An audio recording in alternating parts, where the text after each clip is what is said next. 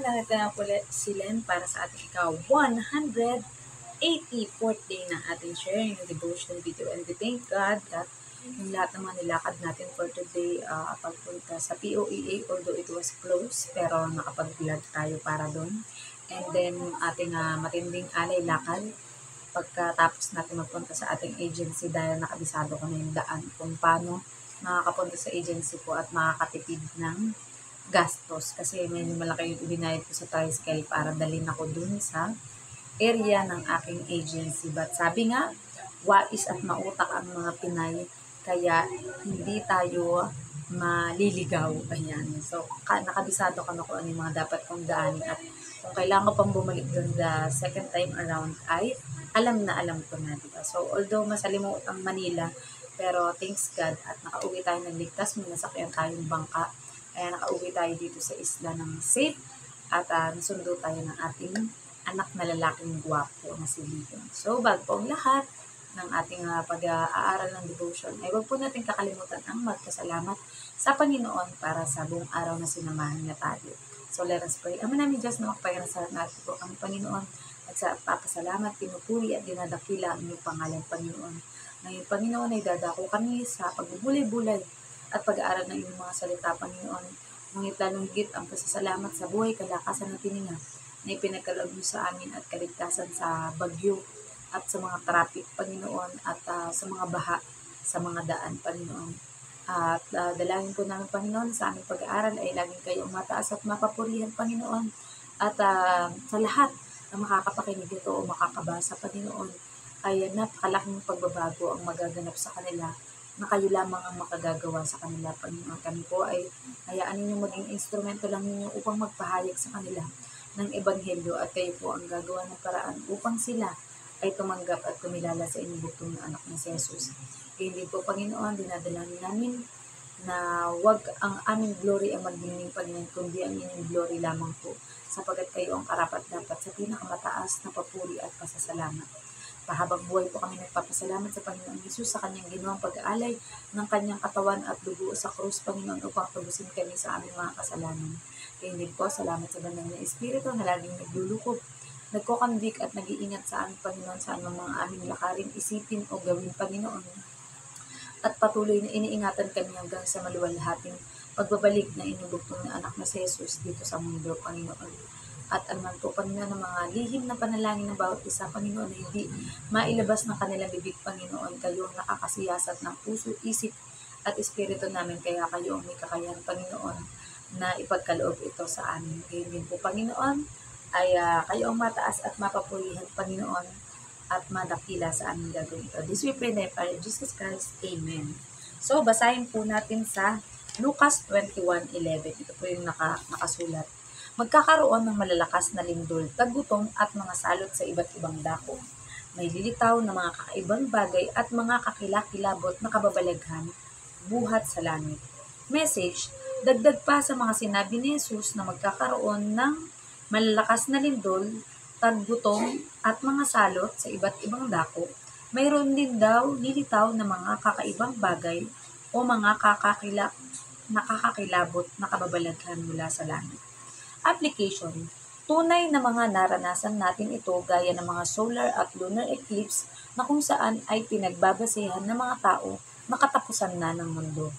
Subalit, sa dami ng mga nangyayaring ganoon, ay hindi pa naman nagaganap ang muling pagbabalik ng Panginoong Jesus. Kahit ang maraming pangyari ng lindol, tagutom at mga salot gaya ng katatapos lang na COVID-19 na sobrang nakaapekto sa buong mundo. Pero mas panghahawakan natin ang mga sabi ng Panginoong Jesus na hindi pa din iyon ang katapusan ng mundo. Basta manatili ang pagiging excited natin para sa kaganapan ng mga pangako ng Diyos, ang pinakamagagawa natin ay gamitin ng oras, talento at kayamanan na ipinagkaloob sa atin ng Diyos para mas marami ang mabahaginan at matulungan ng sa gayon ay maakay natin sila palapit sa Diyos. So, puri na pagkabasa ng salita ng Diyos, diba? So, yun na nga. Diba yung nangyayari mga blood moon o kaya yung sobrang dumidilim ang paligid for a few minutes or a few seconds dahil sa lunar or solar eclipse, di ba? Pero ang mga tao iniisip na nila, yan na, ano na, it's the end of the world na, mangyayari na muli magbabalik ang ating Panginoong Jesus. Kaya magsisi na sa kasalanan. Tama naman po na magsisi tayo sa ating mga kasalanan. Pero sabi nga ay dapat yung totohanan talaga na pakikipag-covenant at pakikipag-usap natin sa ating Panginoong Diyos na hayaan natin na ang Diyos ang magpa-realize sa atin, di ba? Kasi, syempre, ang mga tao ay sobrang abala na sa maraming bagay. Maraming abala sa pag-aaral, abala sa pagpapakasal, abala sa pagpapayaman o mga negosyo, di ba? Pero nawawaglit o nakakalimutan ng mga tao na ang pinaka-importanting bagay na gawin sa lahat, yun ay ang makinig ng salita ng Diyos, unawain ito at ibahagi sa kanyang kapwa. Nang sa gayon ay mas marami ang mahikayat patungo sa kapurihan ng ating Panginoon at ng ating Panginoong Diyos at ng ating Panginoong Jesus, di ba? So, yan. Madalas nagkaka-earthquake sa Japan, di ba? Sa Taiwan.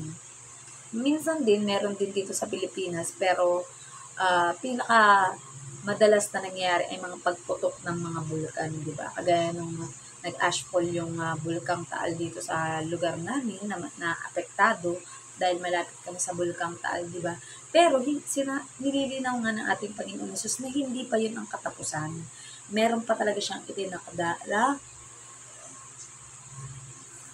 tamang panahon para sa lahat. Pero ang magagawa nga lang natin, kagaya ng sinasabi ko at patuloy na pinapaliwanag sa bawat isa sa atin na mas maging excited tayo imbis na matakot na yan na, parating na ang ating Panginoon Jesus, kailangan maging sobrang bait na tayo, kailangan din na tayo makakagawa ng kasalanan, di ba? Pero sabi nga po, walang perfectong tao, di ba?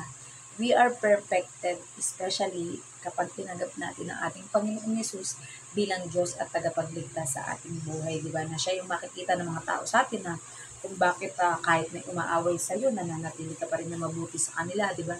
Kahit may nang-aapi sa iyo, nananatili ka pa rin, thank you Lord, na mabuti sa mga nang-aapi sa iyo, di ba? At marami pang iba, di ba? Pero nais kasi natin at ang layunin ng bawat mga Kristiyano at born again na tunay na nakapag-isa at nagkaroon ng matibay na relasyon sa ating Panginoong Diyos ay yung kagaya ng ginagawa ng ating Panginoong Jesus, di ba? Nakapagpagaling siya, nakagawa siya ng mga himala, di ba? And hindi na kinakalimutan na ibahagi ang ebanghelyo sa lahat ng tao, di ba? Kaya marami ang kumilala sa ating Panginoong Diyos sa pamamagitan ng kanyang bugtong na anak na si Jesus. At hindi matatawaran ang ginawa ng ating Panginoong Jesus dahil kahit anong gawin nating bagay, di ba? Na napakabuti na sa paningin pa rin ng ating Diyos Ama, ito ay madumi pa rin sapagkat walang ibang karapat-dapat kundi ang kanyang bugtong na anak na si Jesus para tumubos sa ating mga kasalanan at hugasan tayo ng kanyang dugo, di ba? Nang sa gayon, hindi na makikita ng Panginoong Diyos ang iyong karunihan, ang iyong mga kasalanan, kundi ang makikita niya ay ang righteousness ng kanyang bugtong na anak na si Jesus, di ba? Tayo ay hindi perfecto, madalas may mga nagagawa pa rin tayong pagkakamali, pero hayaan natin na sa ating isip ay lagi nang nakatanim dyan na mahal tayo ng Diyos kahit ano paman ang nakalipas, darating tungkol sa iyo ay mahal tayo ng ating Panginoong Diyos, especially kung tayo ay nakapag-isa na kay Jesus Christ, our masasabi natin na ating Panginoong Jesus ay Diyos din natin at tagapagligtas. Pero siya yung mas may karapatan at nakaupo sa kanang trono ng ating Panginoong Diyos na nag-i-intercede at sinasabi, itong taong to, aking Ama, pwede mo yung iligtas dahil yan ay talagang naging mabuti, ginamit ka sa wasto.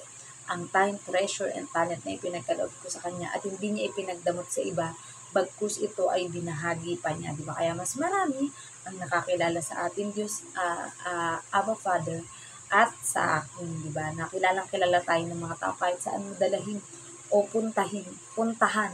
Talagang meron at meron kang maririnig na ebanghelyo tungkol sa ating Panginoong Diyos. Although may mga bansa na mga mahigpit, di ba, ayaw nila na pag-uusapan tungkol sa ating Panginoong Diyos, sa kaligtasan, sa ating Panginoong Yesus. Ngunit kailangan lang na irespeto natin sila, di ba? Pero iluhod pa rin natin sa panalangin na nawa ay magkaroon sila ng pagkakilala sa ating Panginoong Yesus, di ba?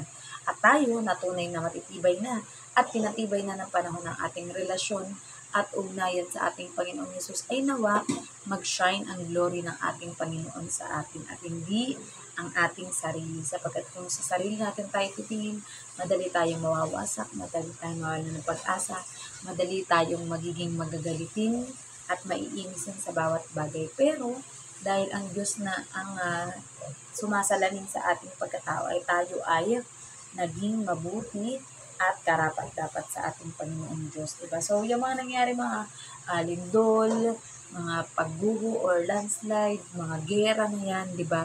And mga salot, yun nga, kakatapos lang ng COVID-19, diba na ang COVID-19, mayaman, mahirap, o may trabaho ka man o wala, talagang kapag dinapuan ka ng COVID-19 at mahina ang iyong resistensya, ay hindi ka makakasurvive. Kaya nga hanggat maaari, panatilihin po natin na laging malakas ang ating katawan nang sa gayon ay magagawa natin ang ating mga dapat gawin at mahabang mission pa dito sa mundo. So, pa rin pagkabasa ng salita ng Diyos bago tayo po magbukas, tayo po ay mag-end into prayer. Ang namin Diyos na makapangyarihan sa tunay nga, Panginoon, na salamat sa inyong mayamang mga salita, Panginoon, na kung saan, Panginoon, ay mas naintindihan namin, Panginoon, na hindi kami dapat matakot sa anong mga gera o mga natural phenomena na nangyayari sa mundo, Panginoon, sapagkat ipinagkakaloob niyo, Panginoon, na mangyari ito nang sa gayon ang bawat tao ay lumapit sa Kanya, ay lumapit sa inyong bugtong na anak na si Jesus upang sambahin at tanggapin bilang Diyos at tagapagligtas. Kaya hindi po, Panginoon, dinadalangin namin ang lahat ng mga problemang pinansyal, ito man ay physical, emotional, o spiritual, Panginoon, at lalong higit, Panginoon, ang kanilang mga amo, Panginoon, na mababait o mabubuti, Panginoon, ng mga OFW, Panginoon. I will pray, Lord God, na bibigyan niyo po sila ng mga tunay ng mga amo na tatanggapin at mamahalin sila kung ano man ang narating nila ngayon, Panginoon, at hindi husgahan. Kaya po, Panginoon, ang mga pinansyal na mga problema ng utang, sa negosyo, sa trabaho, Panginoon, ay alam namin, Panginoon, that you will provide, Panginoon. Dahil sasabi niyo sa inyong mga salita that we ask anything we want, Panginoon, into prayer, ay nakahanda kayo na ipagkaloob ito sa amin, Panginoon. At kung kami ay may mga naibibigay ng mga talento, time and treasure, Panginoon, para sa inyong kaharian, Panginoon, ay hindi po masama kung kami ay hihingi ng tulong sa inyo.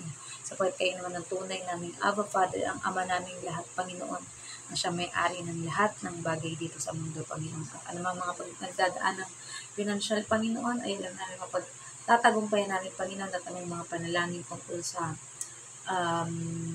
mga birthday, Panginoon, o mga event ng buhay, Panginoon, ng bawat isa, na kung saan ay alam po namin na kayo ang nagdadagdag, Panginoon, sa buhay ng bawat isa, Panginoon. Ngunit kapag sinabi niyo na o pinagkaloob niyo na wala na, Panginoon, at wala na pag-asa yung taong yun, ngunit pinapaunawa niyo pa rin sa amin na don't ever give up on that person, Panginoon. At ano man po mga binabalak ipagawa, mga paaralan, mga negosyo, mga establishmento, mga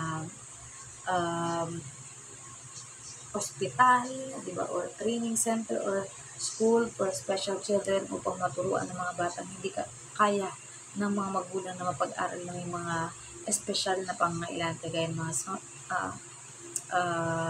Down syndrome, mga pagka-obese, or pagiging matigas ng ulo, di masunurin sa magulang, di ba?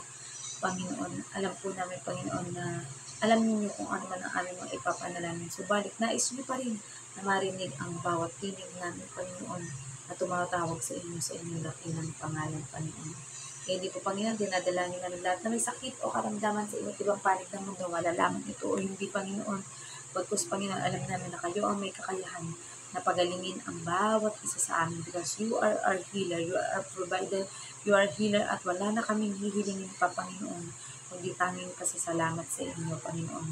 We pray also, Lord God, para sa mga bawat pastor, pari, prince, Panginoon, priest, Panginoon, or mga misyonero o nag-evangelize, Panginoon, sa bawat panig ng mundo, Panginoon. Strengthen each and every one of us, Lord God, and provide for everything that we need, Panginoon, para sa gagamitin namin mga podium, or gagamitin namin mga pagtuturo para sa mga lingkod ninyo, Panginoon, dito sa mundo, Panginoon. Kayo po ang siya mag-ari at mapapurihan sa puso ng bawat isa, Panginoon, ang bawat pamilya, Panginoon, ay magiging tagapagmahayag ng inyong mga salita, Panginoon. At di nila ikahihiya ang inyong salita sapagkat ayaw nyo rin na ikahiya kami ng mga sumusunod at nagtitiwala sa inyo, Panginoon.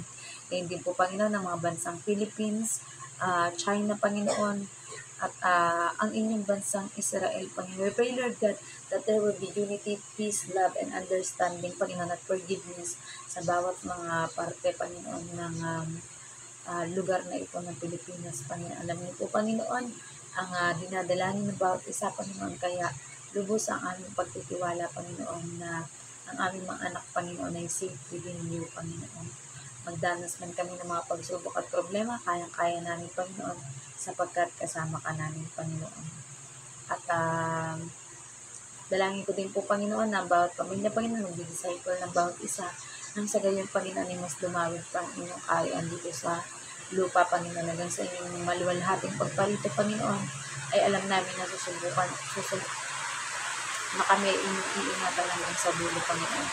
At muli, binabalik po namin ang lahat ng papuri at pasasalamat para sa mga panalangin na aking nakalimutan, Panginoon. Kaya na po ang siyang magdagdag, Panginoon, sapagkat bumubuhos ng malakas na ulan. Ang mataas at mapapurihan sa aming buhay, this we pray that our Jesus Christ. Amen. Good night po sa ating lahat and God bless. Bye-bye!